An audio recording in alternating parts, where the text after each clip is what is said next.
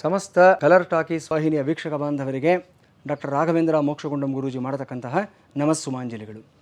ಹರಿ ಓಂ ತತ್ಸತ್. ಪ್ರಿಯ ವೀಕ್ಷಕರೇ, ನಿಮ್ಮ ನೆಚ್ಚಿನ ಕಲರ್ ಟಾಕೀಸ್ ವಾಹಿನಿಗೆ ನಿಮಗೆಲ್ಲರಿಗೂ ಸಹ ಹಾರ್ದಿಕವಾದ ಸುಸ್ವಾಗತ.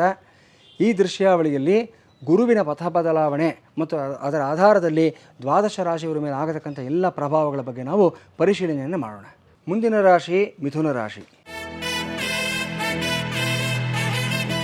ಮಿಥುನ ರಾಶಿನವರಿಗೆ ಸಪ್ತಮಾಧಿಪತಿ ಕರ್ಮಸ್ಥಾನಾಧಿಪತಿ ಎರಡೂ ಆಗಿರತಕ್ಕಂಥ ಗುರು ದ್ವಿತೀಯ ಸ್ಥಾನದಲ್ಲಿ ಕೂತ್ಕೊಂಡಿದ್ದಾನೆ. 12 ರಾಶಿಗಳಲ್ಲಿ ಕರ್ಕಾಟಕ ರಾಶಿಯ ನಂತರ ಅತ್ಯುತ್ತಮವಾದ ಫಲಿತಾಂಶ ಯಾರಿಗಾದರೂ ಇದೆ ಅಂತಂದರೆ ಅದು ನಿಶ್ಚಯವಾಗಿ ಮಿಥುನ ರಾಶಿಗೆ ಆಗಿರುತ್ತೆ. ಕಾರಣ ಎರಡನೇ ಮನೆ ಅಂತಂದರೆ ಧನಸ್ಥಾನ, ವಾಕ್ಸ್ಥಾನ, ಕುಟುಂಬ ಸ್ಥಾನ ಇದೆಲ್ಲವನ್ನು ಹೇಳ್ತೀವಿ. ಈ ಸ್ಥಾನದಲ್ಲಿ ನಿಮ್ಮ ಉದ್ಯೋಗ ಸ್ಥಾನಾಧಿಪತಿ ಸಪ್ತಮಾಧಿಪತಿ ಎರಡೂ ಆಗಿ ಗುರು ಇಲ್ಲಿ ಉಚ್ಚನಾಗಿರ್ತಕ್ಕಂಥದ್ದು once in a life time ಆಪರ್ಚುನಿಟಿನ ನಾವು ಹೇಳ್ಬೋದು. ನಾವು 12 ವರ್ಷಕ್ಕೆ ಒಮ್ಮೆ ಮಾತ್ರ ಬರತಕ್ಕಂಥ ಟ್ರಾನ್ಸಿಷನ್ ಇದಾಗಿರುತ್ತೆ. ಅಂದರೆ ಗುರು ಕರ್ಕಾಟಕ ರಾಶಿಗೆ ಬರತಕ್ಕಂಥದ್ದು. ಮತ್ತೆ ಕರ್ಕಾಟಕ ರಾಶಿಗೆ ಗುರು ಬರಬೇಕು ಅಂತಂದರೆ 12 ವರ್ಷಗಳ ಕಾಲ ನಾವು ವೆಯ್ಟ್ ಮಾಡಬೇಕಾಗುತ್ತೆ. ನಾವು ಒಂದು ಪರಿಪೂರ್ಣವಾದ ಸಂಚಾರ ಆಗಬೇಕು ಅನ್ನೋದಾದರೆ. ಸೊ ಅಂತಹ ಯೋಗ ನಿಮಗೆ ಇವಾಗ ಈ ಸಮಯದಲ್ಲಿ ಬಂದಿದೆ. ಯಾವ ರೀತಿ ಬೆಳವಣಿಗೆ, ಯಾವ ರೀತಿ ನಿಮಗೆ ಪ್ಲಸ್ ಆಗುತ್ತೆ ಇದು ಅನ್ನೋದಾದರೆ, ಮೊದಲನೇದಾಗಿ ನಿಮ್ಮ ಮಾತಿಗೆ ವಿಶೇಷವಾದಂಥ ಒಂದು ಬಲ, ಒಂದು ಸಾಮರ್ಥ್ಯ ಬರುತ್ತೆ. ಒಂದು ಸಂಮೋಹನಾಸ್ತ್ರ ಥರ ಮಾತನಾಡ್ತಕ್ಕಂಥ ಒಂದು ಸಾಮರ್ಥ್ಯವನ್ನು ಬೆಳೆಸ್ಕೊಳ್ತೀರಾ ನೀವು ಮಿಥುನ ರಾಶಿನವರು ಈ ಸಮಯದಲ್ಲಿ. ಅದರಲ್ಲಿ ಪಬ್ಲಿಕ್ ಸ್ಪೀಕಿಂಗಲ್ಲಿರ್ತಕ್ಕಂಥವರು, ಇನ್ಫ್ಲೂಯೆನ್ಸರ್ಸ್ ಆಗಿರ್ಬೋದು, ಅಥವಾ ಈ ಒಂದು ಪೊಲಿಟಿಷಿಯನ್ಸ್ ಆಗಿರ್ಬೋದು, ಆ್ಯಂಕರ್ಗಳಾಗಿರ್ಬೋದು, ಇವರೆಲ್ಲರಿಗೂ ಅಷ್ಟೇ ಈ ಸಮಯದಲ್ಲಿ ಒಂದು ವಾಕ್ಪಟುತ್ವ ಅನ್ನೋದು ವಿಶೇಷವಾಗಿ ಬರುತ್ತೆ ನಿಮಗೆ. ಪ್ರವಚನಕಾರರು, ಟೀಚರ್ಸು, ಸ್ಕಾಲರ್ಸು ಎಲ್ರಿಗೂ ಅಷ್ಟೇ ಅದ್ಭುತವಾಗಿರ್ತಕ್ಕಂಥ ಒಂದು ಅವಕಾಶಗಳು ಬರುತ್ತೆ. ಮತ್ತು ಪೊಲಿಟಿಕಲಿ ಹೇಳಬೇಕು ಅಂತಂದರೆ ಕೆಲವರು ಈ ಪಾರ್ಟಿ ಸ್ಪೋಕ್ಸ್ ಪರ್ಸನ್ಸ್ ಅಂತ ಇರ್ತಾರೆ. ಅವ್ರುಗಳಿಗೂ ಅಷ್ಟೇ ನೀವು ಹೇಳೋ ಒಂದೊಂದು ಮಾತೂ ಅಷ್ಟೇ ಒಂದು ಬಾಣ ಥರ ಹೋಗ್ಬಿಟ್ಟು ಎಲ್ಲಿ ನಾಟ್ಕೋಬೇಕೋ ಅಲ್ಲಿ ಕರೆಕ್ಟಾಗಿ ನಾಟುತ್ತದು ಅಂಥ ಅದ್ಭುತವಾದಂಥ ಸಮಯ ನಿಮಗೆ ಈಗ ಒದಗಿ ಬಂದಿದೆ. ಇನ್ನು ಧನಸ್ಥಾನದಲ್ಲೂ ಸಹ ಗುರು ನಿಮಗೆ ಉಚ್ಚನಾಗಿರೋದ್ರಿಂದ ಉದ್ಯೋಗ ಸ್ಥಾನದಲ್ಲಿ ನಿಮಗೆ ಬಡ್ತಿ ಬರುವಂಥದ್ದು, ನಿಮಗೆ ಸ್ಯಾಲ್ರಿ ಹೈಕ್ ಆಗುವಂಥ ಒಂದು ಸಾಧ್ಯತೆಗಳು, ಅದೇ ಪ್ರಕಾರವಾಗಿ ಅಟ್ ಎ ಟೈಮ್ 2-3 ಕೆಲಸಗಳನ್ನು ನಿಭಾಯಿಸೋ ಒಂದು ಸಾಮರ್ಥ್ಯ ನಿಮ್ಮಲ್ಲಿ ಜಾಸ್ತಿ ಆಗ್ತಕ್ಕಂಥದ್ದು, ಇದ್ದಕ್ಕಿದ್ದಾಗೆ ನಿಮ್ಮನ್ನು ಒಂದು ಟೀಮ್ ಲೀಡರಾಗಿ ಮಾಡುವಂಥ ಒಂದು ಸಾಧ್ಯತೆ, ಅಥವಾ ಹೈಯರ್ ರೆಸ್ಪಾನ್ಸಿಬಿಲಿಟೀಸ್ ನಿಮಗೆ ಇಂಟ್ರೆಸ್ಟ್ ಮಾಡುವಂಥ ಒಂದು ಸಾಧ್ಯತೆ. ಯಾವುದೇ ದೊಡ್ಡ ಪ್ರಾಜೆಕ್ಟ್ ಇರಲಿ, ದೊಡ್ಡ discussions, board room meetings, discussions ಇವೆಲ್ಲ ಇದ್ದಿದ್ದಾದಲ್ಲಿ ಮ್ಯಾನೇಜ್ಮೆಂಟ್ನವರೇ ಕರೀತಾರೆ, ಅವ್ರಿರ್ಬೇಕಪ್ಪ, ಅವ್ರನ್ನ ಕರೀರಿ, ಅವ್ರು ಕೂತ್ಕೋಬೇಕಿದ್ರಲ್ಲಿ, ಅವ್ರನ್ನ ಇಂಪಾರ್ಟೆನ್ಸ್ ಕೊಡಿ ಅಂತ ಹೇಳಿ ನಿಮಗೆ ಒಂದು ಪ್ರಾಮಿನೆನ್ಸ್ ಕೊಟ್ಟು ನಿಮ್ಮನ್ನು ಇನ್ವಾಲ್ವ್ ಮಾಡ್ಕೊಳ್ತಕ್ಕಂಥ ಸಾಧ್ಯತೆ ಇರುತ್ತೆ.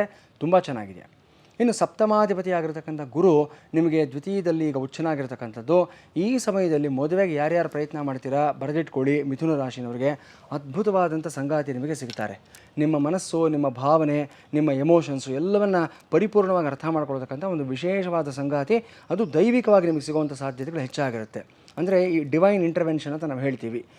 ಎಲ್ಲೋ ನೀವು ಯಾವುದೋ ಮ್ಯಾಟ್ರಿಮೋನಿ ಕಾಲಮ್ನಲ್ಲಿ ನೋಡುವಂಥದ್ದಾಗಲಿ ಅಥವಾ ಇನ್ಯಾರೋ ರೆಫರೆನ್ಸ್ ಕೊಡ್ತಕ್ಕಂಥದ್ದಾಗಲಿ ಅಲ್ಲ. ಒಂದು ಡಿವೈನ್ ಇಂಟರ್ವೆನ್ಷನ್ ಇರುತ್ತೆ. ನಿಮಗೆ ಸಿಗತಕ್ಕಂಥ ಲೈಫ್ ಪಾರ್ಟ್ನರ್ ಅನ್ನೋ ಅಂಶದಲ್ಲಿ ಎಲ್ಲೋ ಪೂಜೆ ಮಾಡಿಸೋಕೆ ಹೋಗಿರ್ತೀರ, ಅಲ್ಲಿ ಯಾರೋ ನಿಮಗೆ ಕಣ್ಣು ಕಾಣಿಸ್ತಾರೆ, ಅಥವಾ ಅಲ್ಲಿ ನಿಮಗೆ ಏನೋ ಒಂದು ವಿಶೇಷವಾದ ಸವಲತ್ತು ಅವರಿಂದ ಆಗತಕ್ಕಂಥದ್ದು. ಒಂದು ದೇವಸ್ಥಾನಕ್ಕೆ ಹೋಗಿರ್ತೀರ, ಅಲ್ಲಿ ಒಂದು ವಿಶೇಷವಾದ ವ್ಯಕ್ತಿ ಕಾಣಿಸ್ತಾರೆ, ಅಲ್ಲಿ ಒಂದು ನಿಮಗೆ ಸ್ಟ್ರೈಕ್ ಆಗುತ್ತೆ ಮೈಂಡ್ನಲ್ಲಿ, ಇವರು ನನ್ನ ಲೈಫ್ ಪಾರ್ಟ್ನರ್ ಆಗಿರಬೇಕು, ಇವರಿಂದ ನನ್ನ ಜೀವನ ಚೆನ್ನಾಗಿರುತ್ತೆ, ಹಸನಾಗುತ್ತೆ ಅನ್ನತಕ್ಕಂಥ ಭಾವನೆ ಬರುವಂಥದ್ದು. ಈ ರೀತಿ ಒಂದು ಡಿವೈನ್ ಇಂಟರ್ವೆನ್ಷನ್ನಲ್ಲಿ ನಿಮಗೆ ಲೈಫ್ ಪಾರ್ಟ್ನರ್ನ ಇಂಡಿಕೇಷನ್ ಬರುವಂಥ ಸಾಧ್ಯತೆಗಳು ವಿಶೇಷವಾಗಿ ಕಾಣಿಸ್ತಾ ಇದೆ. ಇದೆಲ್ಲದಕ್ಕೆ ಕಾರಣ ಅಂತಂದರೆ ಗುರುವಿನ ಪ್ರಭಾವ ಆಗಿರುತ್ತೆ. ಉಚ್ಚ ಗುರು ಕುಟುಂಬ ಸ್ಥಾನದಲ್ಲಿದ್ದಾಗ ವಿಶೇಷವಾಗಿರುತ್ತೆ. ಜೊತೆಗೆ ಇತ್ತೀಚೆಗಷ್ಟೇ ಮದುವೆ ಆಗಿರ್ತಕ್ಕಂಥ ವ್ಯಕ್ತಿಗಳು ಯಾರು ಇರ್ತೀರ ಅವರುಗಳಿಗೆ ನಿಮ್ಮ ಸಂಗಾತಿಯ ಬಗ್ಗೆ ವಿಶೇಷವಾದ ಗೌರವ ಬೆಳೆಯುತ್ತೆ. ನನ್ನ ಹೆಂಡತಿಗೆ ಇಷ್ಟೆಲ್ಲ ಕೆಪಾಸಿಟಿ ಇದೆಯಾ, ಇಷ್ಟೆಲ್ಲ ಮೆಚುರಿಟಿ ಇದೆಯಾ, ನನ್ನ ಗಂಡನಿಗೆ ಇಷ್ಟೊಂದು ಸಾಮರ್ಥ್ಯ ಇದೆಯಾ, ಇಷ್ಟೊಂದು ರೆಸ್ಪಾನ್ಸಿಬಿಲಿಟಿ ಇದೆಯಾ ಅಂತ ನೀವು ಆಶ್ಚರ್ಯ ಪಡೋ ರೀತಿಯಲ್ಲಿ ಅವರ ಒಂದು ಗುಣಗಳು, ಅವರ ಒಂದು ನಡತೆ, ವರ್ತನೆ ಇದೆಲ್ಲವೂ ಸಹ ನಿಮಗೆ ಅನಾವರಣ ಆಗ್ತಾ ಹೋಗುತ್ತೆ. ಸೊ ನಿಮ್ಮಿಬ್ಬರ ಮಧ್ಯದಲ್ಲಿ ಬಾಂಡಿಂಗು, ಟ್ರಸ್ಟ್ ಅನ್ನೋದು ಜಾಸ್ತಿ ಆಗ್ತಾ ಹೋಗುತ್ತೆ. ಸೊ ವಿಶೇಷವಾಗಿ ಹೇಳ್ತೀನಿ, ಇನ್ನು ಈ ಸಂದರ್ಭದಲ್ಲಿ ಮಿಥುನ ರಾಶಿನವರು ಒಂದು ವೇಳೆ ಯಾರಾದರೂ ಡಿವೋರ್ಸ್ಗೆ ಅಪ್ಲೈ ಮಾಡಿದ್ದಾದ ಪಕ್ಷದಲ್ಲಿ ಈ ಸಮಯದಲ್ಲಿ ಸರಿ ಮಾಡ್ಕೊಳ್ಳೋದಕ್ಕೆ ಒಂದು ಒಳ್ಳೆಯ ಅವಕಾಶ ಆಗಿರುತ್ತೆ. ನಾನು ಯಾವಾಗಲೂ ಹೇಳ್ತಾ ಇರ್ತೀನಿ, ಸಮಾಜವನ್ನು ವಿಚ್ಛೇದನ ಮುಕ್ತವಾದ ಸಮಾಜ ಮಾಡಬೇಕು, ನಾವು ಆ ನಿಟ್ಟಿನಲ್ಲಿ ಪ್ರಯತ್ನವನ್ನು ಮಾಡಬೇಕು ಅನ್ನತಕ್ಕಂಥದ್ದು. ಇವತ್ತು ಏನೇ ಇರಲಿ, ಸಮಾಜದ ಇವತ್ತಿನ ಸ್ಥಿತಿಗತಿಗಳು, ಲಿವ್ ಇನ್ ರಿಲೇಷನ್ಶಿಪ್ಪು, ಇನ್ನೊಂದು ಮತ್ತೊಂದು ಹಾಳು ಮೂಳು ಅಂತ ಎಲ್ಲಿಗೋ ಹೋಗ್ತಾ ಇದೆ. ಇವತ್ತಿನ ದಿವಸ ರಿಲೇಷನ್ಶಿಪ್ಸ್ ಆಗಲಿ ಅಥವಾ ಅಂಡರ್ಸ್ಟ್ಯಾಂಡಿಂಗ್ಸ್ ಆಗಲಿ ಎಲ್ಲವೂ ಅಧ್ವಾನ ಆಗ್ತಾ ಇದೆ. ಅದರಲ್ಲೂ ಈ ಜೆನ್ಸಿ ಅನ್ನತಕ್ಕಂಥ ಒಂದು ಜನ್ರೇಷನಲ್ಲಿ ಬಂದಿರತಕ್ಕಂಥವರು ವಿಚಿತ್ರವಾದ ಪದಗಳನ್ನು ಹೇಳಿಬಿಟ್ಟು ಆ ಸಂಬಂಧಗಳಿಗಿರತಕ್ಕಂಥ ಒಂದು ಅದರ ಔನ್ನತ್ಯ ಅದರ ಮೌಲ್ಯವನ್ನೇ ಹಾಳು ಮಾಡ್ತಾ ಇದ್ದಾರೆ. ಸಿಚುಯೇಷನ್ಶಿಪ್ ಅಂತಾರೆ, ಬೆಂಚಿಂಗ್ ಅಂತಾರೆ, ಅರ್ಥಾಪರ್ಥ ಇಲ್ಲದಿರತಕ್ಕಂಥ ಮಾತುಗಳು ಇವೆಲ್ಲವೂ ಸಹ.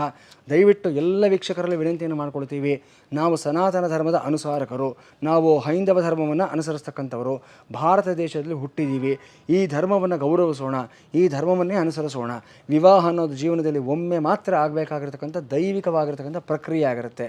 ವಿಚ್ಛೇದನ ಅನ್ನತಕ್ಕಂಥದ್ದು ನಮ್ಮ ಧರ್ಮದಲ್ಲಿ ನಮ್ಮ ಪರಂಪರೆಯಲ್ಲಿ ಎಲ್ಲೂ ಇಲ್ಲ. ದಯವಿಟ್ಟು ನಾವೆಲ್ಲರೂ ಸೇರಿ ವಿಚ್ಛೇದನ ಮುಕ್ತ ಸಮಾಜದ ಕಡೆಗೆ ನಾವು ಪ್ರಯತ್ನವನ್ನು ಮಾಡೋಣ. ಒಂದು ಜೀವನಕ್ಕೆ ಒಂದು ಸಂಗಾತಿ ಅನ್ನತಕ್ಕಂಥದ್ದನ್ನು ಇಟ್ಕೊಳ್ಳೋಣ. ಒನ್ ನೇಷನ್ ಒನ್ ಲ್ಯಾಂಗ್ವೇಜ್ ಇತ್ಯಾದಿ ಎಲ್ಲ ಅಲ್ಲ, ಒನ್ ಲೈಫ್ ಒನ್ ಪಾರ್ಟ್ನರ್, ಇದನ್ನು ಗಮನದಲ್ಲಿಟ್ಕೊಳ್ಳಿ. ಸೊ ಇದನ್ನು ವೈಯಕ್ತಿಕವಾಗಿ ಪ್ರತಿಯೊಬ್ಬರೂ ಸಹ ಅಳವಡಿಸ್ಕೊಂಡು ನೀವು ಆ ನಿಟ್ಟಿನಲ್ಲಿ ಹೋಗಿದ್ದಾದಲ್ಲಿ ಸಮಾಜವೂ ಚೆನ್ನಾಗಿರುತ್ತೆ, ಕುಟುಂಬವೂ ಚೆನ್ನಾಗಿರುತ್ತೆ, ನೀವು ಅದ್ಭುತವಾಗಿರ್ತೀರ, ಯಾವುದೇ ಅನುಮಾನ ಇಲ್ಲ. ವಿಶೇಷವಾಗಿ ಮಿಥುನ ರಾಶಿಯವರಿಗೆ ಯಾಕೆ ಮಾತು ಹೇಳ್ತಾ ಇದ್ದೀನಿ ಅಂತಂದರೆ, ಡಿವೋರ್ಸ್ಗೆ ಅಪ್ಲೈ ಮಾಡಿರ್ತಕ್ಕಂಥವರು ಅಥವಾ ಸೆಪರೇಷನ್ನಲ್ಲಿರ್ತಕ್ಕಂಥ ದಂಪತಿಗಳು ಯಾರ್ಯಾರು ಇರ್ತೀರಾ, ಒಂದು ಸಲ ನೀವಿಬ್ಬರು ಕೂತ್ಕೊಂಡು ಮಾತನಾಡಿ, ಯಾರನ್ನೂ ಇನ್ವಾಲ್ವ್ ಮಾಡ್ಕೋಬೇಡಿ ಮಧ್ಯದಲ್ಲಿ. ಅವ್ರ ಕಡೆಯವರು ಬರೋದು ಬೇಡ, ನಿಮ್ಮ ಕಡೆಯವರು ಬರೋದು ಬೇಡ, ನೀವೇ ಕೂತ್ಕೊಂಡು ಮಾತನಾಡಿ ಅರ್ಥ ಮಾಡ್ಕೊಳ್ತೀರಾ. ಜೂನ್ 1ನೇ ತಾರೀಕಿನ ನಂತರ ಈ ಗುರು ಟ್ರಾನ್ಸಿಷನ್ ಆದಮೇಲೆ, ಅದರಲ್ಲೂ ಗುರುವಾರದ ದಿವಸ ನೀವಿಬ್ಬರು ಕೂತ್ಕೊಂಡು ಮಾತನಾಡಿದ್ದಾದಲ್ಲಿ ನಿಮ್ಮಿಬ್ಬರ ಭಾವನೆಗಳು ಅರ್ಥ ಮಾಡ್ಕೊಳ್ತೀರಾ. ಇನ್ನಷ್ಟು ಸ್ಟ್ರಾಂಗ್ ಬಾಂಡಿಂಗ್ ಆಗೋದಕ್ಕೆ ನಿಮ್ಗೆ ಅನುಕೂಲ ಆಗುತ್ತೆ.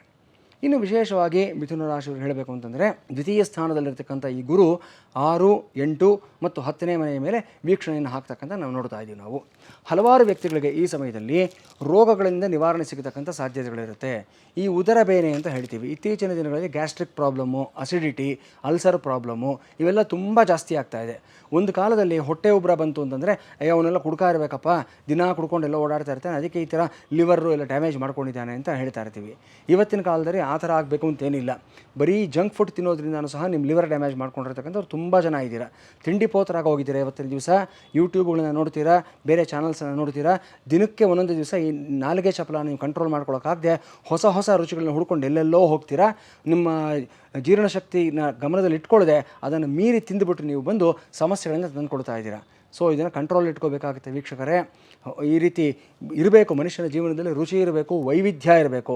ಆದರೆ ಅದೇ ಮುಖ್ಯ ಆಗ್ತಾ ಹೋದರೆ ಸಮಸ್ಯೆಗಳು ಜಾಸ್ತಿ ಹೋಗುತ್ತೆ. ಅದನ್ನು ನೀವೇ ತೀರ್ಮಾನ ಮಾಡ್ಕೋಬೇಕು. ನಾವು ಬದುಕಿರೋದಕ್ಕೋಸ್ಕರ ತಿನ್ನಬೇಕಾ, ತಿನ್ನೋದಕ್ಕೋಸ್ಕರ ಬದುಕಬೇಕಾ ಅನ್ನತಕ್ಕಂಥದ್ದು. ಯಾಕಂದರೆ ಎಲ್ಲ ಧರ್ಮಗಳಲ್ಲಿ ಹೇಳ್ತಕ್ಕಂಥದ್ದು ಇದೇ ಮುಖ್ಯವಾಗಿರುತ್ತೆ. ಮಹಾಭಾರತದಲ್ಲಿ ಭೀಮನಂಥ ಮಹಾ ವ್ಯಕ್ತಿಗೆ ಎಲ್ಲ ಸುಗುಣಗಳಿದ್ರೂ ಸಹ ಈ ಹೊಟ್ಟೆಬಾಕತನದಿಂದ ಅವನ ಹಸಿವನ್ನು ಅವನು ಕಂಟ್ರೋಲ್ ಮಾಡ್ಕೊಳ್ಳೋಕೆ ಆಗದೇ ಇರೋದ್ರಿಂದ ಸಶರೀರವಾಗಿ ಸ್ವರ್ಗಕ್ಕೆ ಆರೋಹಣೆ ಮಾಡೋದನ್ನು ಅವನು ತಪ್ಪಿಸ್ಕೊಂಡ್ಬಿಟ್ಟ. ಇನ್ಯಾವ ದುರ್ಗುಣ ಅವನಲ್ಲಿ ಇರಲಿಲ್ಲ. ಇದೊಂದೇ ಒಂದು ಸಮಸ್ಯೆಯಿಂದ ಅವ್ನು ಕಳ್ಕೊಂಡ್ಬಿಟ್ಟ. ಇವರು ನಿಮ್ಮ ನಾಲಿಗೆನ ನೀವು ಕಂಟ್ರೋಲ್ ಇಟ್ಕೊಂಡ್ರೆ ಇಡೀ ಪ್ರಪಂಚವನ್ನೇ ನೀವು ಗೆಲ್ತೀರಾ. ಸೊ ಮಿಥುನ ರಾಶಿಯವರಿಗೆ ವಿಶೇಷವಾಗಿ ಮಾತನ್ನು ಹೇಳ್ತಾ ಇದ್ದೀನಿ ನಾನು, ಗಮನದಲ್ಲಿಟ್ಕೊಳ್ಳಿ. ಯಾಕಂದರೆ ನಿಮಗೆ ಗೊತ್ತು ನಿಮ್ಮ ವೀಕ್ನೆಸ್ ಏನು ಅನ್ನತಕ್ಕಂಥದ್ದು.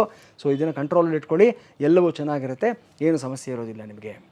ಇನ್ನು ವಿಶೇಷವಾಗಿ ನೀವು ಅನುಸರಿಸಬೇಕಾಗಿರ್ತಕ್ಕಂಥ ಪರಿಹಾರ ಕ್ರಮಗಳು ಅಂತಂದರೆ, ಮನೆಯಲ್ಲಿ ಗುರುಶಾಂತಿ ಹೋಮವನ್ನು ಮಾಡಿಸ್ತಕ್ಕಂಥದ್ದು. ಒಂದು ಗುರುವಾರದ ದಿವಸ ಅಥವಾ ಈ ಗುರುವಿಗೆ ಸಂಬಂಧಪಟ್ಟಂಥ ನಕ್ಷತ್ರಗಳು ಯಾವ್ಯಾವುದು ಇರುತ್ತೆ ಆ ನಕ್ಷತ್ರಗಳು ಬಂದಂಥ ದಿವಸಗಳ ದಿವಸ ಅಷ್ಟೇ ಈ ಒಂದು ಗುರುಶಾಂತಿ ಹೋಮವನ್ನು ಅಥವಾ ದಕ್ಷಿಣಾಮೂರ್ತಿ ಹೋಮವನ್ನು ನೀವು ಮಾಡಿಸ್ಕೊಂಡಿದ್ದಾದಲ್ಲಿ ಸಾಕಷ್ಟು ಲಾಭಗಳನ್ನು, ಅನುಕೂಲಗಳನ್ನು ಪಡ್ಕೊಳ್ತೀರಾ. ಇನ್ನು ಅರಳಿ ಸಸ್ಯಗಳಲ್ಲಿ ನೆಡತಕ್ಕಂಥದ್ದು, ಇದನ್ನು ಸೋಮವಾರದ ದಿವಸ ಆಗಲಿ ಶುಕ್ರವಾರದ ದಿವಸ ಆಗಲಿ ಈ ಪ್ರಕ್ರಿಯೆಯನ್ನು ನೀವು ಮಾಡಬೇಕಾಗತ್ತೆ. ಕೇವಲ ಇದು ಸಾಂಕೇತಿಕವಾಗಿ ಗಿಡ ನೆಡತಕ್ಕಂಥದ್ದಲ್ಲ. ಆ ಸಸಿ ಗಿಡವಾಗಬೇಕು, ಗಿಡ ಮರವಾಗಬೇಕು, ಮರ ಹೆಮ್ಮರವಾಗಬೇಕು. ಅಲ್ಲಿವರೆಗೂ ಸಹ ಅದರ ಒಂದು ಶುಶ್ರೂಷೆಯನ್ನು, ಒಂದು ಮಗುವನ್ನು ನೋಡ್ಕೊಳ್ಳೋ ರೀತಿಯನ್ನು ನೀವು ನೋಡ್ಕೋಬೇಕಾಗುತ್ತೆ ನೀವು. ಸೊ ಸುಮ್ಮನೆ ಹೋಗ್ಬಿಟ್ಟು ಸ್ಯಾಪ್ಲಿಂಗ್ ಪ್ಲಾಂಟಿಂಗ್ ಅಂಥೇಳಿ ಎಲ್ಲೋ ಒಂದು ಕಡೆ ನೆಟ್ಬಿಟ್ಟು ಬಂದ್ಬಿಡೋದು, ಅದು ಒಣಗಿ ಹೋಗ್ತಕ್ಕಂಥದ್ದು ಮಾಡೋಕ್ಕೆ ಹೋಗಬಾರ್ದು ನೀವು. ಸೊ ಇದನ್ನು ಒಂದು ವಿಶೇಷವಾದಂಥ ಒಂದು ಈ ದೇವತಾ ವೃಕ್ಷವನ ಅಥವಾ ನವಗ್ರಹ ವನ ಅನ್ನೋದನ್ನು ಸಿದ್ಧ ಮಾಡಿದ್ದಾದಲ್ಲಿ ಅರಳಿ ಮರ, ಬೇವಿನ ಮರ ಮತ್ತು ಮಾವಿನ ಮರ ಇವುಗಳನ್ನು ನೀವು ನೆಟ್ಟಿದ್ದಾದಲ್ಲಿ ಅದ್ಭುತವಾದ ಲಾಭಗಳನ್ನು ಪಡ್ಕೊಳ್ತೀರಾ. ಹಲವಾರು ಪುರಾಣಗಳಲ್ಲೂ ಹೇಳ್ತಾರೆ, ಯಾರು ಈ 5 ವೃಕ್ಷಗಳನ್ನು ನೆಡ್ತಾರೋ ಅವರು ಜನ್ಮ ಜನ್ಮದಲ್ಲೂ ಸಹ ನರಕ ದರ್ಶನ ಆಗೋದಿಲ್ಲ, ಅವರ ವಂಶದ ಎಲ್ಲರೂ ಸಹ ಸ್ವರ್ಗಪ್ರಾಪ್ತಿಯನ್ನು ಪಡ್ಕೊಳ್ತಾರೆ ಅಂತ ಹೇಳ್ತಾರೆ. ನೆಗ್ರೋಧ, ಅಶ್ವತ್ಥ, ಚೂತ, ಔದುಂಬರ ಈ ರೀತಿ ವಿಶೇಷವಾದ ವೃಕ್ಷಗಳನ್ನು ನೆಡ್ತಕ್ಕಂಥದ್ದು, ಅದನ್ನು ಬೆಳೆಸ್ತಕ್ಕಂಥದ್ದು, ಈ ಪ್ರಯತ್ನವನ್ನು ಮಾಡಿ ಶುಭ ಫಲಿತಾಂಶವನ್ನು ಪಡ್ಕೊಳ್ತೀರಾ ನೀವು. ಇನ್ನು ಮಿಥುನ ರಾಶಿಯವರಿಗೆ ನೀವು ಪಾರಾಯಣ ಮಾಡ್ಕೊಳ್ಳೋದಕ್ಕೆ ನಾನು ಹೇಳ್ತಕ್ಕಂಥ ವಿಶೇಷವಾದ ಸ್ತೋತ್ರಗಳು ಅಂತಂದರೆ, ರಾಘವೇಂದ್ರ ಕವಚ ಅಂತ ಒಂದು ವಿಶೇಷವಾದ ಸ್ತೋತ್ರ ಇದೆ. ಇದನ್ನು ಪಾರಾಯಣವನ್ನು ಮಾಡ್ಕೊಳ್ಳಿ, ಅದ್ಭುತವಾದ ಲಾಭವನ್ನು ಪಡ್ಕೊಳ್ತೀರಾ. ಅದೇ ಪ್ರಕಾರವಾಗಿ ಈ ಒಂದು ಶಿವಕವಚ ಅನ್ನತಕ್ಕಂಥ ಸ್ತೋತ್ರವೂ ಅಷ್ಟೇ ಸಾಕಷ್ಟು ಲಾಭಗಳನ್ನು ಆತ್ಮಸ್ಥೈರ್ಯವನ್ನು ಬೆಳೆಸ್ತಕ್ಕಂಥದ್ದಾಗಿರುತ್ತೆ. ಇನ್ನು ದತ್ತಾತ್ರೇಯ ಪರಮಗುರು, ಎಲ್ಲರಿಗೂ ಸಹ ಬೇಕಾಗಿರತಕ್ಕಂಥವನು. ಈ ದತ್ತಾತ್ರೇಯ ಅಷ್ಟೋತ್ತರವನ್ನು ಪ್ರತಿದಿನ ನೀವು ಔದುಂಬರ ವೃಕ್ಷದ ಕೆಳಗೆ ಕುಳಿತುಕೊಂಡು ಹೇಳಿದ್ದಾದಲ್ಲಿ, ಅಥವಾ ಔದುಂಬರದ ಒಂದು ಸಸಿಯನ್ನು ತಂದು ಮನೆಯಲ್ಲಿ ಇಟ್ಕೊಂಡಿದ್ದಾದಲ್ಲಿ, ಈ ದತ್ತಾತ್ರೇಯನ ಒಂದು ವಿಗ್ರಹದ ಮುಂದೆ ಕೂತ್ಕೊಂಡು ಈ ಒಂದು ದತ್ತಾತ್ರೇಯ ಅಷ್ಟೋತ್ತರವನ್ನು ಪ್ರತಿದಿನ ಹೇಳ್ಕೊಂಡಿದ್ದಾದಲ್ಲಿ ಸಾಕಷ್ಟು ಲಾಭವನ್ನು ಪಡ್ಕೊಳ್ತೀರಾ. ಅಷ್ಟೆಲ್ಲ ಸಮಯ ಇಲ್ಲ ಗುರುಗಳೇ ಅನ್ನೋದಾದರೆ, ದ್ರಾಂ ದತ್ತಾತ್ರೇಯಾಯ ನಮಃ, ದ್ರಾಂ ದತ್ತಾತ್ರೇಯಾಯ ನಮಃ, ದ್ರಾಂ ದತ್ತಾತ್ರೇಯಾಯ ನಮಃ ಈ ಬೀಜ ಮಂತ್ರವನ್ನು 21 ಬಾರಿ ಪ್ರತಿದಿನ ಹೇಳ್ಕೊಡಿ. ಸಾಯಂಕಾಲ ಗೋಧೂಳಿ ಲಗ್ನ ಸಮಯದಲ್ಲಿ 5 ರಿಂದ 6:30 ಸಮಯದಲ್ಲಿ ಹೇಳ್ಕೊಳ್ಳಿ. ವಿಶೇಷವಾದ ಫಲಿತಾಂಶವನ್ನು ಪಡ್ಕೊಳ್ತೀರಾ. ಎಲ್ಲವೂ ಶುಭವಾಗುತ್ತೆ ನಿಮಗೆ.